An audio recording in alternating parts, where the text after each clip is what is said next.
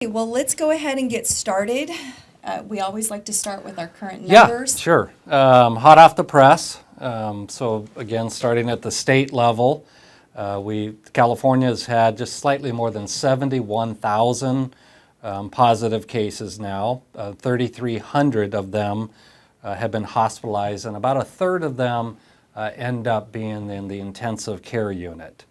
Unfortunately, we've also are coming very close to reaching 3,000 deaths in the state of California. We stand at 2,934 as of yesterday. Down to the county level, so again, keep that in perspective, 71,141 at the state level.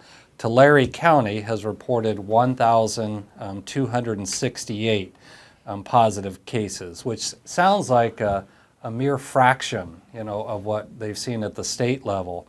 But when you then consider the population at the state level versus the county level, we have about 460,000 people that live in Tulare County. And when you look at the number of those positive cases, 1,268, when you put that in terms of the population, Tulare County actually ranks third in the state.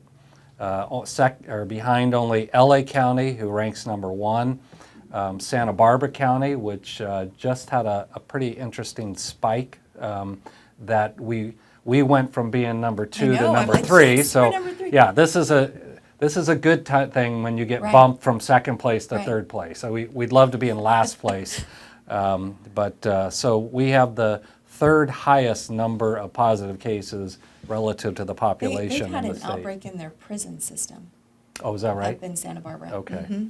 Yeah.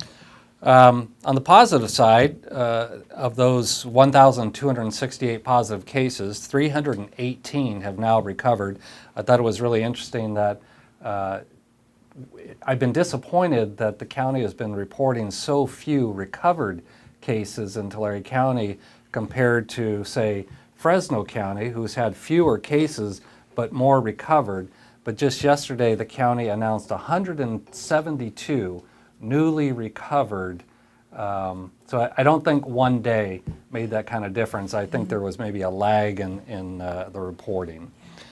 And then, unfortunately, sadly, Tulare County accounts for 54 of the state's deaths.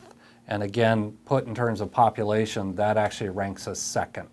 Only LA County has a higher mortality rate that's associated with the COVID deaths. And as we all know, that the vast majority of the deaths do relate to nursing homes. There now have been 5 nursing homes throughout Tulare County that have had outbreaks. They account for 455 of the 1,268 in terms of positive cases, and they account for 35 of the 54 deaths across those 5 nursing homes. As of right now, at Kaweah Delta, we have 27 patients that are positive with COVID that are inpatients of the hospital right now. 4 of them are in the intensive care unit, 5 of them are in our intermediate critical care unit, and then 18 of them are on our 2 South kind of COVID dedicated unit.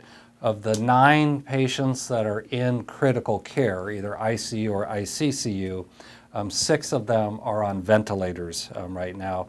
And I just learned we have had an individual arrive to the emergency department. He has tested positive and he's in need of intermediate critical care services. So he will be shortly admitted, which will bring us up to 28, which is actually a spike from what we've been experiencing over the last week and a half. We'd really kind of been stabilizing at about 18 to 20 positive patients, but now we will shortly be up to 28.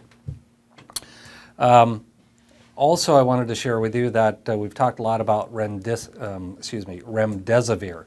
Remdesivir is the antiviral medication. I believe it was first developed to treat Ebola.